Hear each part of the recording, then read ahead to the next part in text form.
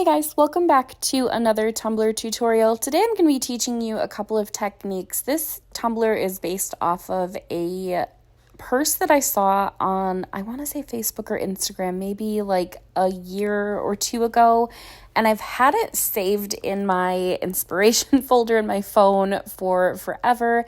And I finally was like, you know what, we just need to do this. So I started a couple of weeks ago planning the idea to do this.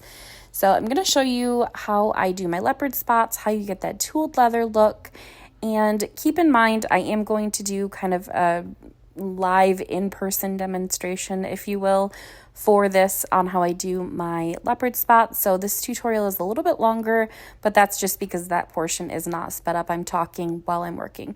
So we're going to start out with a 24-ounce plump from the Tipsy Magnolia, and we're going to spray paint it gold, and about maybe a little over a half, we're going to put Athena on the top portion of this. We're going to let that sit and cure, making sure to remove that tape immediately. I'm also going to do another rhinestone booty. So I'm going to take Goddess, which is Athena's little sister from Peachy Glitters, and we're going to put that in the bottom cavity after removing the cap from the tumbler. If you don't know how to remove that cap from the tumbler, you can go back into my past videos. I do have a demonstration on how I do that. And we're going to use, I would say, anywhere between 5 and 7 milliliters of UV resin and epoxy, not epoxy, glitter mixture to put that in the bottom. We want to make sure that we're not filling that cavity too full, because the thicker your epoxy and glitter mixture is, the more your rhinestones are going to protrude from the bottom of the tumbler. And then obviously your tumbler is not going to be stable. You're going to have rhinestones getting scratched and scratching your table surface. So we just don't want that. So just keep that in mind when you're adding that. We're going to let that cure overnight. And then I'm going to go into my live demonstration on how I do my leopard spots.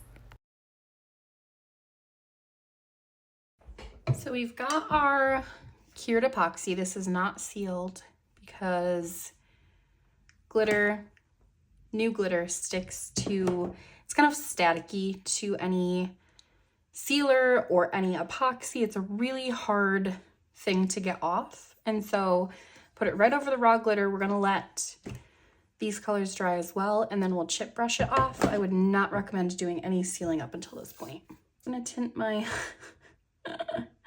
Mod Podge here with some acrylic paint. This is Mod Podge. It's just in a crystallite glitter glue bottle. So we're gonna mix that up. This will dry completely black. You're not gonna have any white or gray tint to it. Dries clear. You can use whatever brush you'd like. These are my preference. I like littler brushes. I like the look of like a fuzzy leopard, if you think about it that way, like the fuzzy, like a vinyl leopard spots. So I like the effect that this gives. These brushes, I've got a round tipped brush. I've got kind of stiff. This is an Elf. Oh no, it's a Wet n Wild. Sorry, not Elf. It's kind of stiff. It's also got paint stuck in it, but I use this for the outsides to give it that fuzzy, like outer, like black part of the leopard kind of a look, if that makes sense. This I use if it's a smaller leopard. These I use for the center because obviously we don't need to focus too much on making those round spots perfect. This angled brush I also use for the outside, and it's just personal preference, like I said. So whatever you guys find works best for you, I would recommend using that. So we're just going to use black, and you don't need a ton of it. And we're just going to start with our center circle. Doesn't have to be perfect.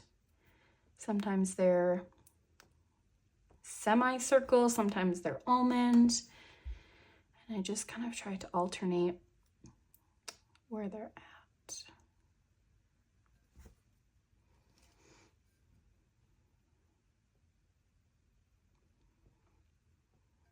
I also try to alternate the angle of them.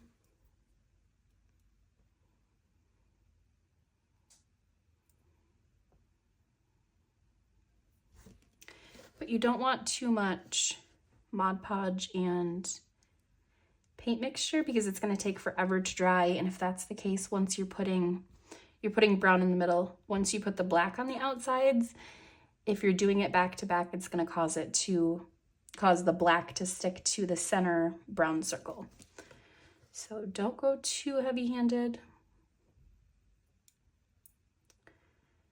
And we're just gonna go around. You'll eventually get to the point where you're quick enough to be able to do all your spots and then glitter them before your Mod Podge dries.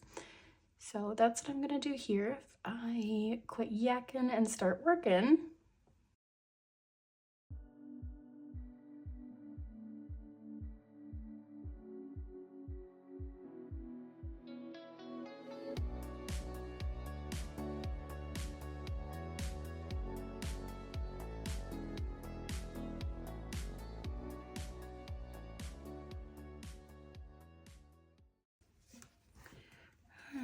So I don't want them too crowded because I'm going to put little kind of C shapes in here in between them.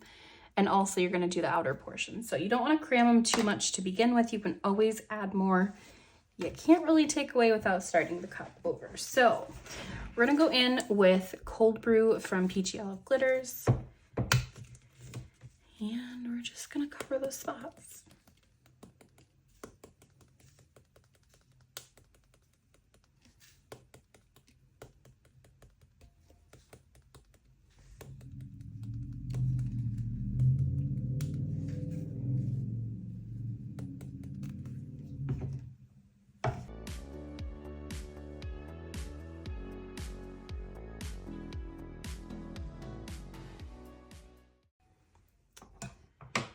There we go. So there's a tiny little bit of fallout you can see right here, but once everything's dry, we can just go in with a chip brush. It comes right off and then we can seal it.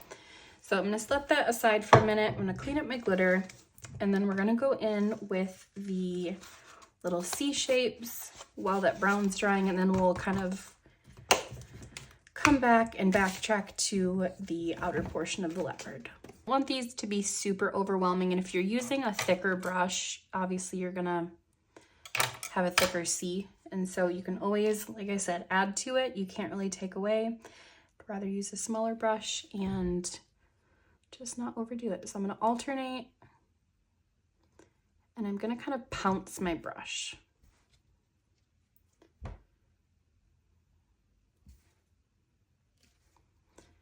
Do kind of like an L-shaped. You can do just a dot or a circle, oblong, whatever. But I'm trying to alternate so my C's aren't all the same direction.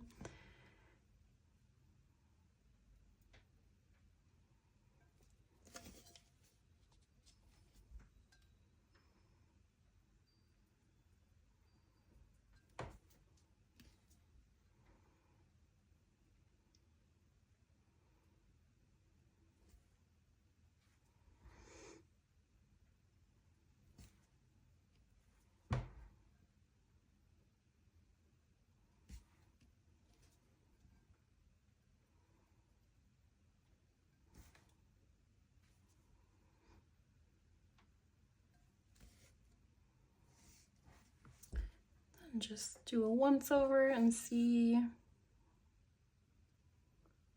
where you think things need to be added, or if you need to make any adjustments to the size or the shape, you can do that now.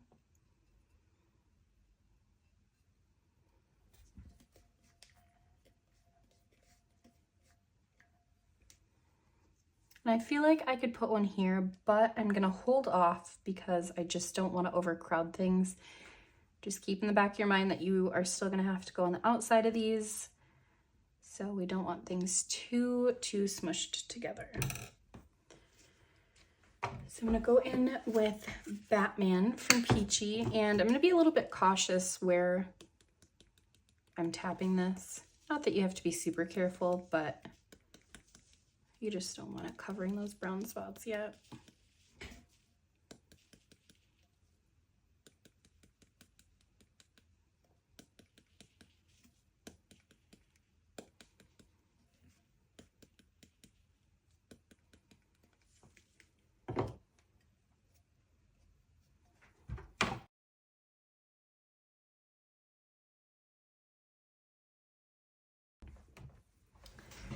Okay, and then next I'm gonna go back in with either this brush. This one's a little stiff. I think I left that one with paint on it, so I'm probably, yeah, I'm gonna use this one. So the way that I like to do it, you really, to get the fuzzy leopard look, I do much better and I get much better spots if I am pouncy with my brush. So like this, not like this. Bounce it. And I angle, like change the direction of my brush, if that makes sense, just to give it that fuzzy look. If you don't like it, if you want to just do that or swipe it, that's entirely up to you. Everybody has personal preference. It's just what you like. So I'm going to show you kind of how I pounce my brush and get that effect. I do also use the tip of the brush, the pointy angle right here, to do it sometimes. And I'm just gonna kind of bounce it around. So I'll do some of them with a line and a dot and a half a line. Some of them I'll do like just kind of one continuous, like 3/4 of a line. Oops. Sometimes I'll do 3. And I do try to kind of like weave in and out. So like that kind of shape, squiggle.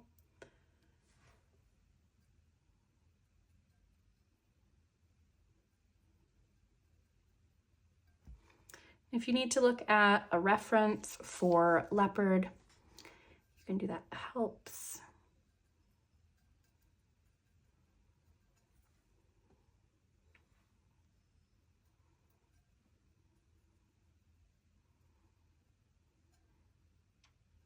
I try not to go all the way around in a circle because it does really tend to be pretty bold, and it just kind of stands out like a sore thumb. So I try not to be super heavy-handed on the black.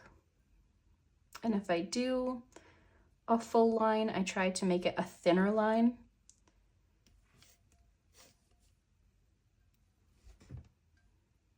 And watch where you're putting your fingers too, please. I learned that the hard way. I stuck my finger, I was doing a snow leopard, and I stuck my finger in the black and drug it all over my white glitter. It was not a good time.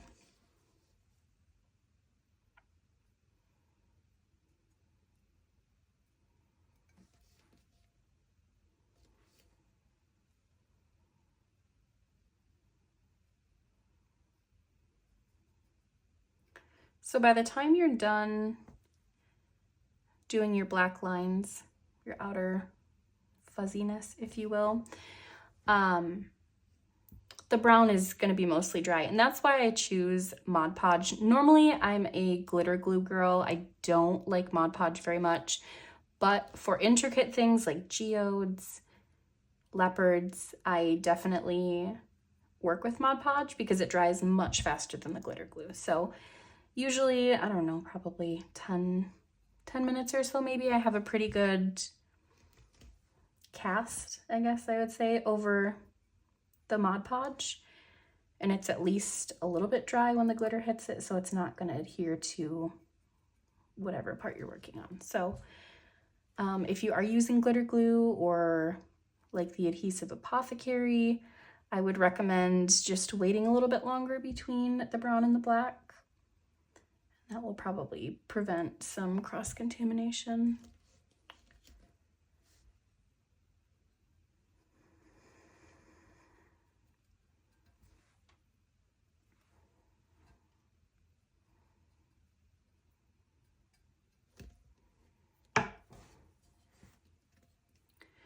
Okay, so we're gonna go through, just make sure everything looks cohesive.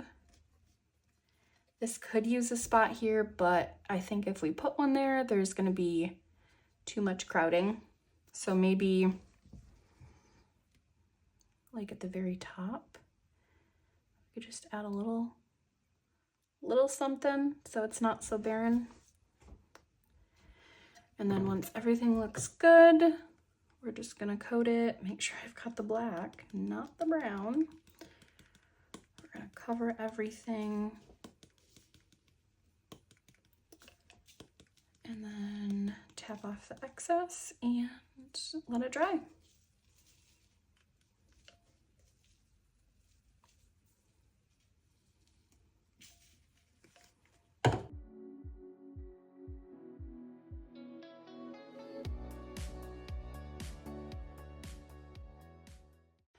There we are. So we'll let this sit overnight. It's 9:30 tonight, so I'll just work on this in the morning. I'm gonna come back. I will use a chip brush. This is a chip brush if you don't know, and just brush everything off. We're gonna spray seal it with some Krylon Triple Thick spray, and then we'll epoxy it, and then we'll start working on this part. And we're gonna do another rhinestone booty. So I will see you guys in the morning. So just like last week's tutorial, we're going to use the SS16 stones for the outer ring. Those are the only ones that fit just kind of perfectly tight into that outer edge. These stones are from Flynn Sisters Supply Shop. I will link those below with a discount code for you guys. And we're going to do the outer rim first, and then I'm going to use my acrylic logo tag from Missy's Doodles. For this, I probably would have saved this rhinestone booty for last because I did things a little bit backwards. I had the opportunity to work on the rhinestones before I started working on the tooled leather and the epoxy, so I had to be a little bit more cautious and kind of seal off that bottom rhinestone booty when I spray painted and when I did the inks. So in hindsight, I would have done that last. I would have done the tooled leather first, then the glitter, then the rhinestones, but you can't take back or go back in time. So just be mindful of that if you're doing that rhinestone first. I did do 3 rounds of sealing with Krylon Triple Thick spray so that glitter from the leopard spots didn't migrate down into the tooled leather section. I'm just using my 6-inch transfer tape to mask off the top of this, so when we spray paint it, it's not going to get any paint on the leopard section. I'm also having to backtrack and cover up the bottom portion so it doesn't get into the rhinestones. We're just gonna tuck that in the top so no overspray gets down into there. We're gonna tape off our rhinestones because we like to do things the hard way around here. And side note, I did use UV resin again for this instead of the liquid fusion. And I would have done this in sections. So I don't know what I was thinking, but I put the UV resin in both the inner and outer cavities. And then I had to cure it multiple times because I cured the outer ring first. And then I went back in and I cured the logo tag. And then I did another round of UV resin and cured the kind of mixture of stones in there. So I don't know where my brain was this week, but I definitely did all of these things backwards. I think I was just in autopilot mode and just doing things on this tumbler, and it just is what it is. I mean, it turned out fine, but definitely jacked up the order. So if you recreate this, like I said, I would do the tooled leather first, then the glitter, then the rhinestone booty, and you should be set. So we're just gonna mask off that bottom rim because we are going to use a baby wipe to kind of edge out the bottom so it doesn't cascade, the epoxy doesn't cascade down into the rhinestones when we're epoxying. We're gonna use just white spray paint. I use Iron Lac from Hobby Lobby. We're gonna let that sit for a couple of hours. And then we're gonna go in with this white vinyl. Now, I don't know if other people put the vinyl on and then spray paint over the vinyl, but I wanted to make sure that when we did go to do this tooled leather, that the texture of that tooled leather is really prominent. And I think if I had put it on and then spray painted over it, it would have lost some of that texture. So I just put it on over top of the spray paint once it was dry using the hinge method. And then I just used the inks directly over the spray paint and then over top of the vinyl on the top portion. So also I would recommend using the Oracal 651. This is an off-brand on Amazon, and it lifted a little bit, and I didn't want to spray seal it or use polyacrylic like I normally would to prevent lifting because I didn't know how it would react with the colors of the ink. So I'm just applying it, and we're going right over it with that ink and then right over it with the epoxy. I would not recommend sealing anything. Each ink type is going to vary on how it reacts with a sealing product, so this is your fair warning. Use it at your own risk. I've had inks come out green before when they were spray sealed and they were supposed to be brown, so just be cautious. I didn't want to do all this work and then have it looking really awkward and colored weird, which, by the way, I don't love this ink color, so it has a little bit of a red hue to it, so I wouldn't recommend that either. So we're just a hot mess over here. So I'm just going to remove that, being careful that I'm not lifting all of this vinyl up in the process. And then I'm going to backtrack and lift up any vinyl and kind of readjust it so there are no air bubbles or lifted sections on any of like the tails for the curls or anything like that. Make sure that's all down flat. We're going to sand that rim. And then we're gonna go in with Havana Brown from Pinata. Like I said, I wouldn't recommend this color. It is a little too tinted red for my liking. It was a little bit more, I was looking for something more brown to match the cold brew and the glitter on the top. It didn't work out that way. It's fine. The video definitely makes it look more red than it is, but I would pick maybe like a lighter brown or something that's more of like a chocolate brown.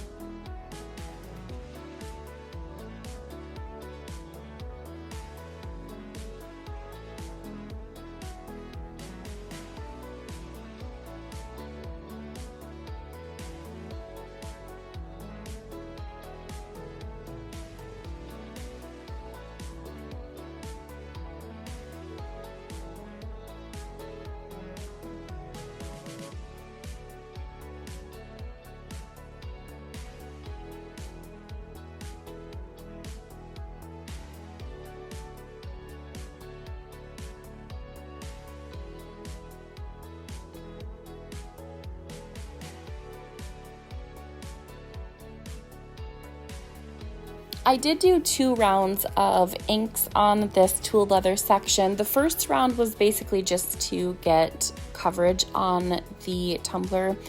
The second round was to kind of build up that coverage and get that colored, I don't even know how to explain it, like where it's got dark spots in some sections around the actual tooling, if that makes sense. So I did want to do that just to give it that depth and dimension. And in the past, I showed you guys how to do the wood grain effect, where you kind of go over the areas on top of each other, like build on top of each other. And this one, that's not how I did that. I just went in and very gently brushed it on. I didn't want to lift any of that vinyl underneath it, so I just very carefully brushed it on over top of it. I wasn't worried about building or getting that wood grain effect. I then went in with my sticker cal from Banff Custom Creations. There is no epoxy over the tooled leather ink at this point. And then we're going to go in with this turquoise. This is opaque. They do have an option on Banff's website for opaque and for transparent vinyl. This is opaque.